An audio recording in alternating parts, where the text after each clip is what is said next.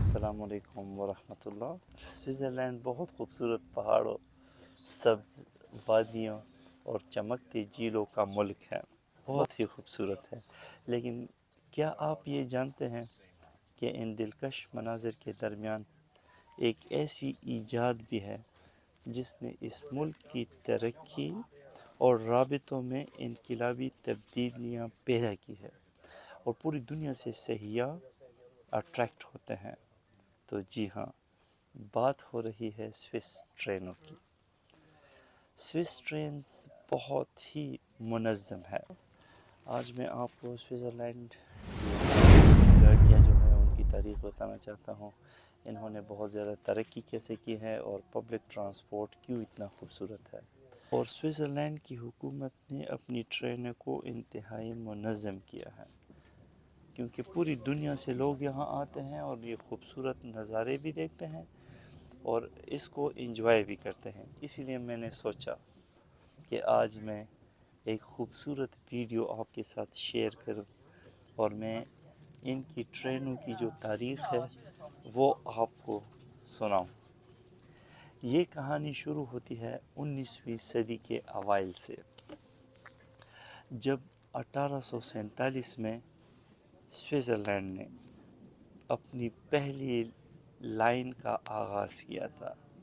اسے کہا جاتا ہے اسپینش براڈ بہن یا ہسپانوی روٹی والی لائن۔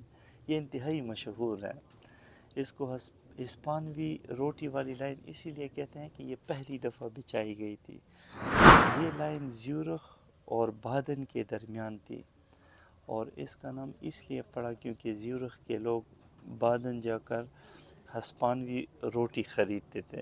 اس کی انتہائی دلچسپ کہانی ہے، وہاں جا کر وہ ہسپانوی روٹی خریدتے، اسی لیے اس کا نام بھی یہ پڑ گیا۔ جتنے بھی قدیم ریل ہیں اس کی بھی اپنی ایک خصوصیت ہے، وہ اب بھی قائم ہیں اور وہ ریل کی پٹریاں آج بھی زیر استعمال ہے۔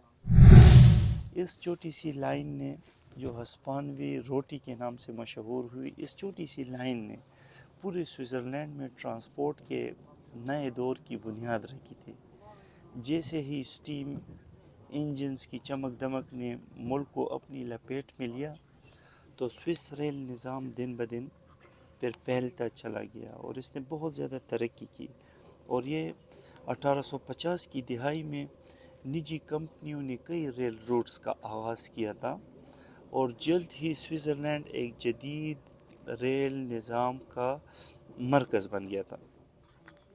تو اسی لیے میں نے سوچا کہ میں اس کی تھوڑی سی تاریخ آپ کے ساتھ شیئر کروں۔ میں آپ کو بتانا چاہتا ہوں کہ انہوں نے کیسے ترقی کی، اور سوئٹزرلینڈ کی ترقی کا راز بھی پبلک ٹرانسپورٹ ہے۔ لیکن سوئٹزرلینڈ کے پیچیدہ جغرافیہ نے ریل نیٹ ورک کے لیے بڑا چیلنج پیش کیا تھا۔ یہاں کے بلند و بالا پہاڑ، گہرے درے، یہ ایسے علاقے تھے جہاں ریل لائنیں بچھانا آسان کام نہیں تھا، یہ انتہائی مشکل کام تھا۔ مگر سوئس انجینئرز نے عزم کیا کہ وہ ان چیلنجز کو بھی عبور کریں گے اور انہوں نے کر کے دکھایا۔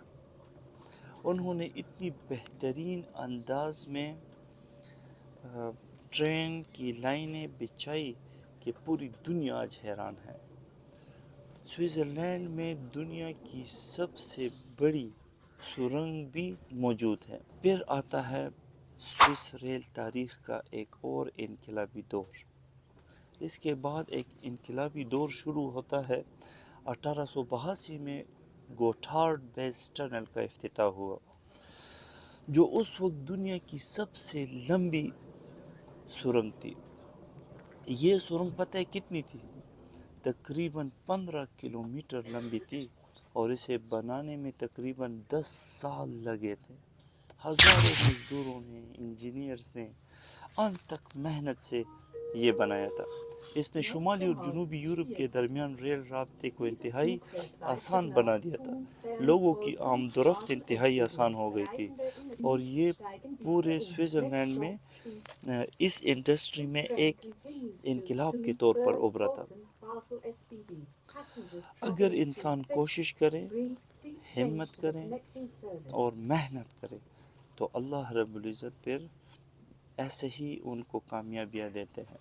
جیسے ٹیکنالوجی ترقی کرتی گئی ویسے ویسے سوئس ریل سسٹم بھی جدید ہوتا گیا۔ یہ اپنے کام میں ریل کی پٹری میں ریل گاڑیوں میں جدت لاتے گئے اور 20ویں صدی میں الیکٹریفیکیشن کا عمل شروع ہوا۔ 1919 میں سوئٹزرلینڈ نے پہلی مرتبہ الیکٹرک ٹرین لائن کا آغاز کیا۔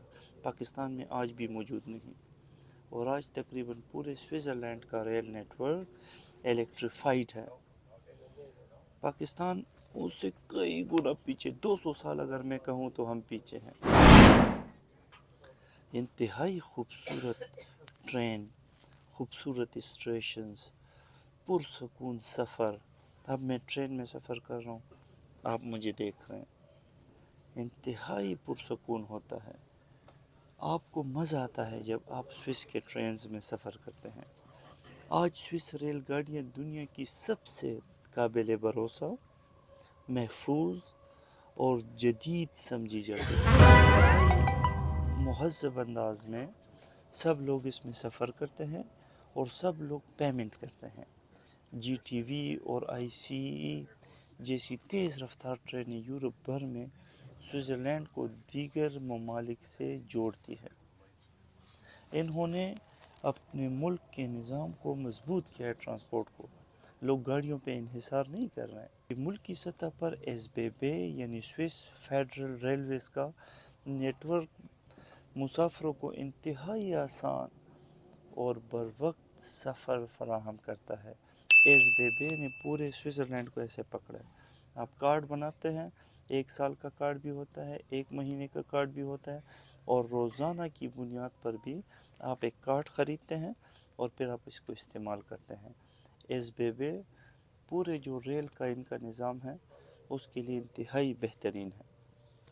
سوئٹزرلینڈ نے نہ صرف اپنے روایتی ریل نیٹ ورک کو جدید بنایا بلکہ اس نے دنیا کی سب سے لمبی سرنگ گوتھارڈ بیس ٹنل کو بھی دوبارہ تعمیر کیا ہے۔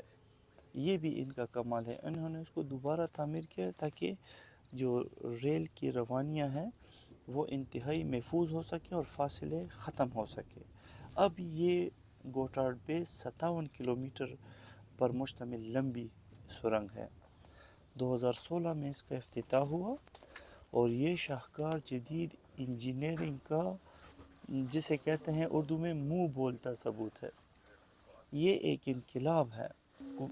سوئٹزرلینڈ کی خوبصورتی کو ٹرین کے نظام نے اور ان سرنگوں نے انتہائی اونچائی تک پہنچایا ہے۔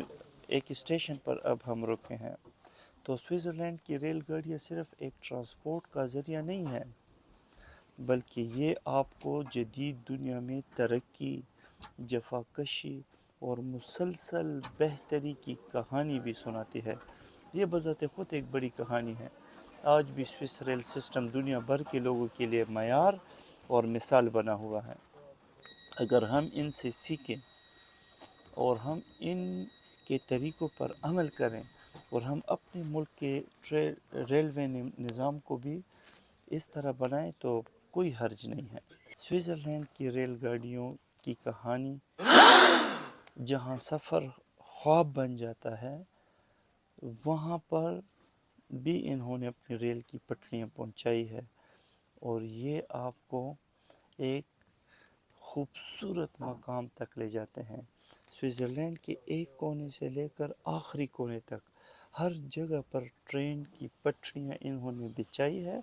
لوگ گاڑیوں میں نہیں جاتے، لوگ اسی طرح ٹرین میں سفر کرتے ہیں۔